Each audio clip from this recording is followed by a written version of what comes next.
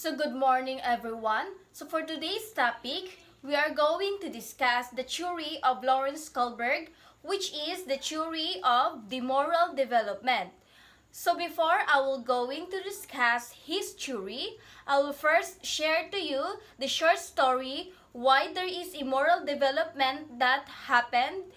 And of course, this is the story of the Hans dilemma, which is about his wife.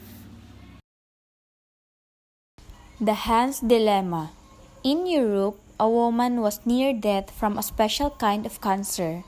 There was one drug that the doctors thought might save her.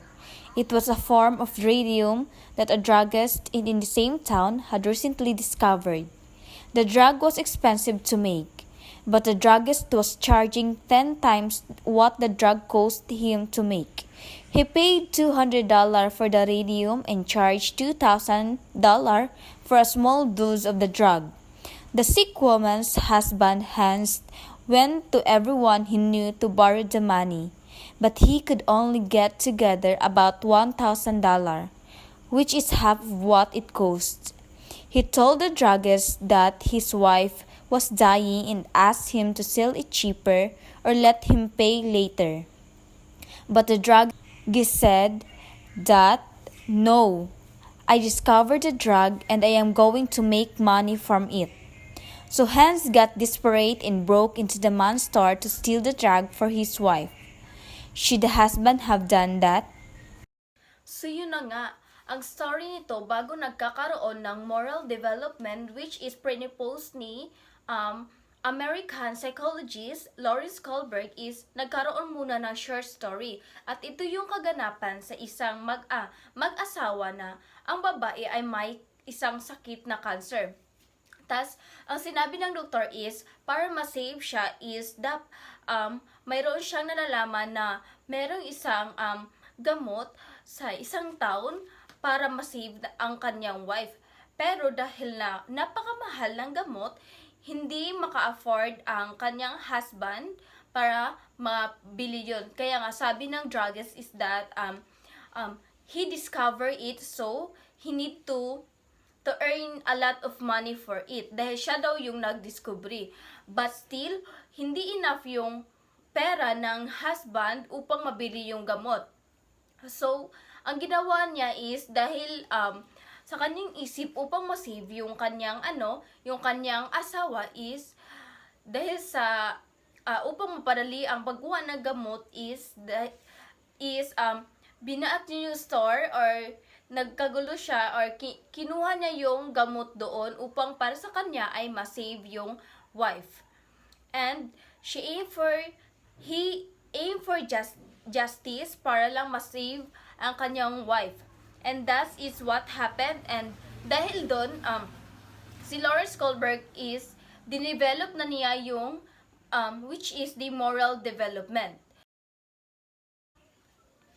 So, let's go back to the topic. So, first is, who is Lawrence Kohlberg? Lawrence Kohlberg was an American psychologist best known for his theory of stages of moral development. He served as a professor in the psychology department at the University of Chicago and at the Graduate School of Education at Harvard. He was born on October 25, 1925, and he died January 1987. So, si Lawrence Kohlberg ay isang American psychologist, which is siya ang nagpropose ng moral development para magkaroon ng justice sa mga taong nangangailangan at upang matulungan yung mga taong nangangailangan ng inequality, which is pagtrato ng tama sa mga kapwa natin tao.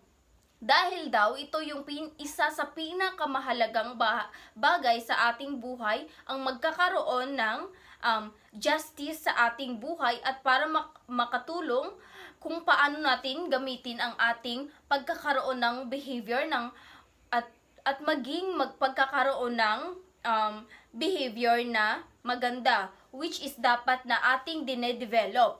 Ito yung kanyang pinopose dahil maraming mga tao ang nangangailangan nito, lalong-lalo na sa ngayon sa atin dahil marami ding mga tao ang hindi ginagamit ng tama ang mga kanilang mga batasan or what we call this ugali ng mga tao. So si Lawrence Kohlberg ay naawa dun sa story na sinabi ko kanina, which is ang wife ay may sakit. So kanyang pinupose itong ganitong theory. So the next one is, what is the theory of Lawrence Kohlberg? Kohlberg's theory is the moral development. It is a theory that focuses on how children develop morality and moral reasoning. Knowledge theory suggests that moral development occurs in a series of 6 stages, and these 6 stages will be discussed lately with my partner, Miss GWYNETH SUMAJIT. So, this theory is also suggests that moral logic is priority focused on seeking and maintaining justice.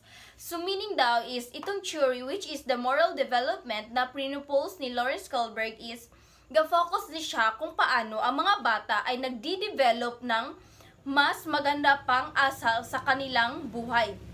Which is tayong mga tao is nagsisimula tayo bilang pagkabata, and sa pagkabata natin, tinuturuan tayo ng magagandang asal ng ating mga magulang. At ito yung focus ng theory ni Lawrence Kohlberg. And it also added that this theory is ga-focus din siya sa upang mahanap natin ang ating justice bilang isang tao, na magkakaroon tayo ng pagkapantay-pantay na pagtrato, walang lamang at walang bili.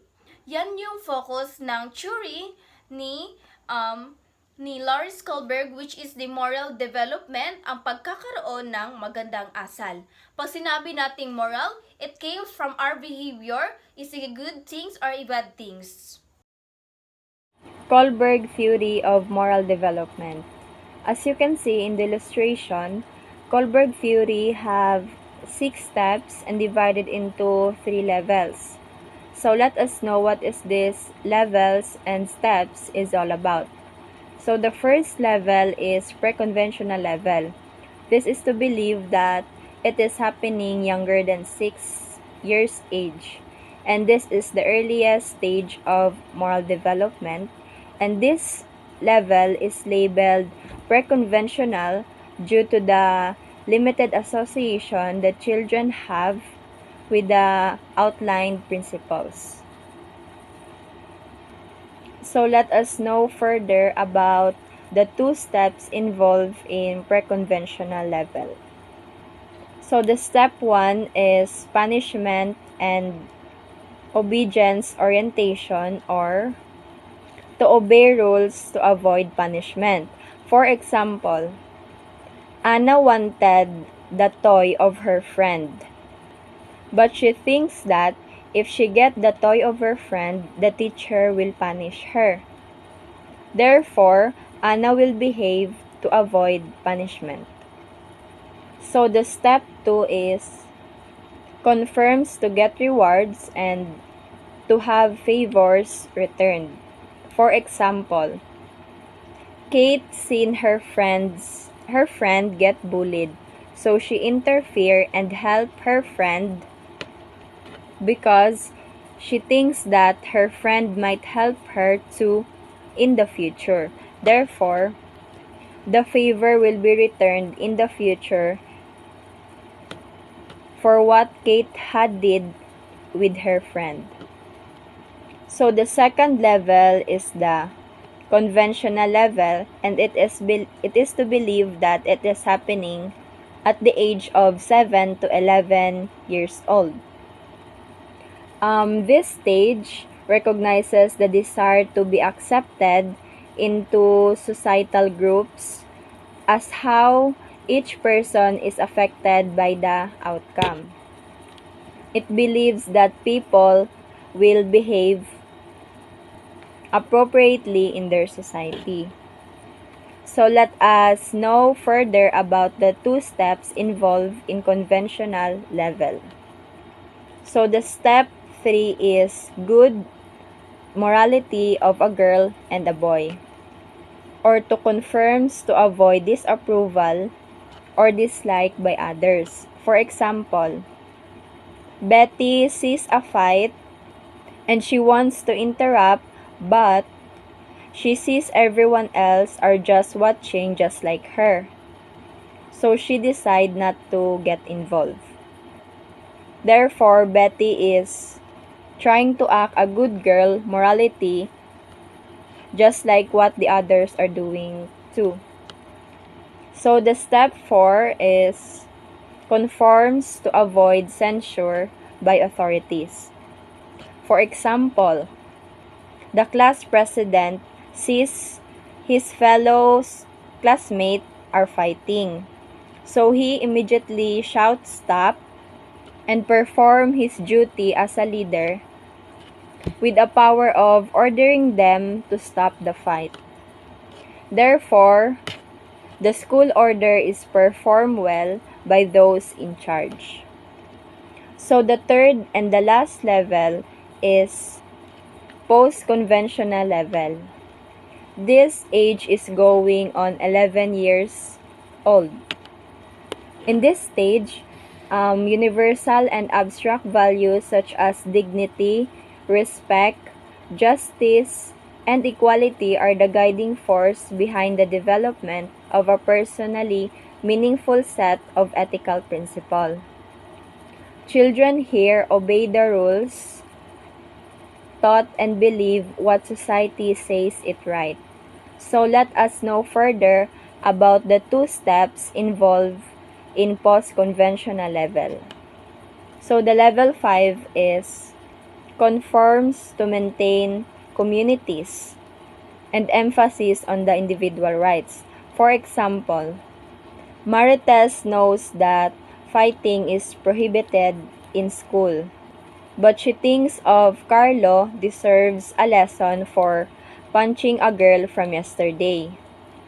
Therefore, the moral reasoning recognize the importance of resolving challenges in a democratic way for the common good.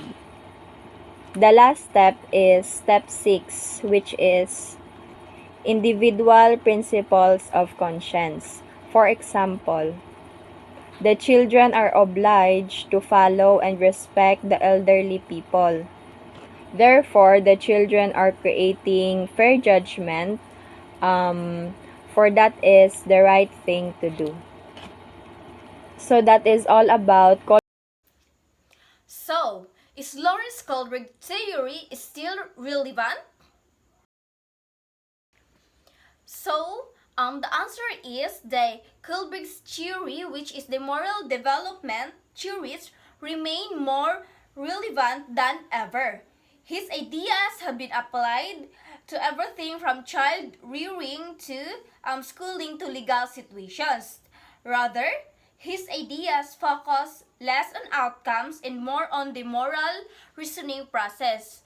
So, ang theory ni Lawrence Kohlberg ay still relevant, especially nowadays, because this theory is very important for us people to know our behavior, to know more ourselves as a person, and of course to know the our wrongdoings in a good doings in this world. And because of this, nagkakaroon tayo ng chance na ma-develop pa ang ating sarili, na magkakaroon ng magandang asal na nagaling sa ating mga magulang. And with his theory, naiintindihan talaga natin kung ano ang ipahiwatig ng ating sarili, not just to ourselves but also to others. And his theory is very relevant, and of course hindi ito mawawala because ito ay isa sa pinakamahalagang bagay o aspekto na nagkaroon tayo ng ganito sa ating buhay. Dahil dito, maraming tao ang nagkakaroon na ng magandang asal upang itrato ng tama ang mga tao at magkakaroon ng pagkapantay-pantay. So the next one is the summary. Kohlberg's theory focuses on the thinking process that occurs when one decides whether a behavior is right or wrong. So, ito na nga yung summary ng theory ni Lawrence Kohlberg, which is the theory of moral development. Nagka-focus siya sa ating mga moral reasoning at sa ating mga behavior which is the right or wrongs. Dito natin makikita sa kanyang theory na kung ano at kung sino talaga tayo at kung ano ang ating mga ugali na meron tayo. Wag kayong mailang or wag kayong maano dahil ang theory ni Lawrence Kohlberg is nakafocus lang talaga sa moral development, which is ang pagkakaroon natin ng behavior na maganda. And that's all. And that's all for today. I am CHARLENE Zaulda and my partner, Miss GWYNETH SUMAJIT. Thank you.